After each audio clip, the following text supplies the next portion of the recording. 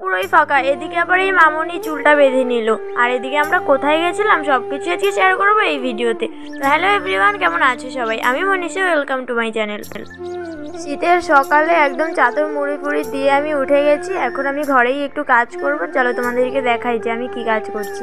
এই দেখো, আমি সকালে উঠে কোনো রকম ব্রাশটা করেই আমি কিন্তু আমার কাজে বসে গেছি, কারণ আজ যে আমার অনেক কাজ।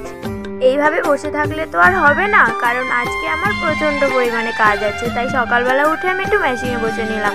তারপর ওই কাজগুলো সেরে এসে গেছি আমি একটু খেতে, কারণ পেটটাকেও তো একটু শান্তি দিতে হবে নাকি।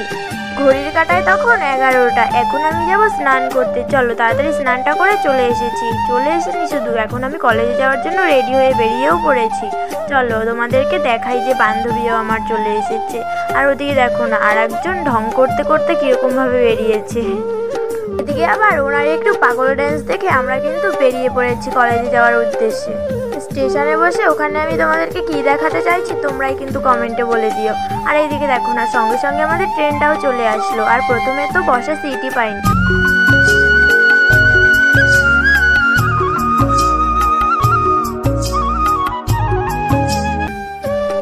দেখো আমরা কিন্তু কলেজে চলেও এসেছি। আমার কলেজের নাম হচ্ছে গিয়ে বঙ্গবাসী কলেজ। আমরা এসেছিলাম স্বামী বিবেকানন্দ স্কলারশিপ জমা দিতে, কিন্তু একটা প্রবলেমের জন্য জমাও দিতে পারিনি।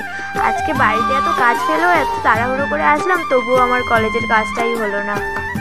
তারপর দেখো না, আমরা কিন্তু এসেই সাথে সাথে ক্যানিং লোকালের ট্রেনটা পেয়ে গেছি আর বসতেও পেয়ে গেছি। আর এইদিকে দেখো না, উনি আবার চুলটাও বেঁধে নিচ্ছে মহিলাদের ভয় চিল্লানোর ভয়েতে। আর এই বন্ধু আমার ক্যামেরার সামনে আসতে খুবই লজ্জা পায়। বাড়িতে এসে কিন্তু খাওয়া দাওয়া সবই করে নিয়েছি। তারপর সন্ধ্যাবেলা গেছিলাম একটুখানি রাস্তায়, কারণ আজকে যে আমার একটা বার্থডেতে ইনভিটেশন ছিল, জন্যই ওখান থেকে একটা ভালো দেখে ড্রয়িং বুক বেছে নিয়েছিলাম। আর এই দেখো, এই অন্ধকার গড়ি দিয়ে এখন আমরা যাব বার্থডেতে। আর এই দেখো, তোমাদেরকেও আমি কিন্তু একটু দেখিয়ে দিলাম যে আমি কি কি গিফট কিনেছি।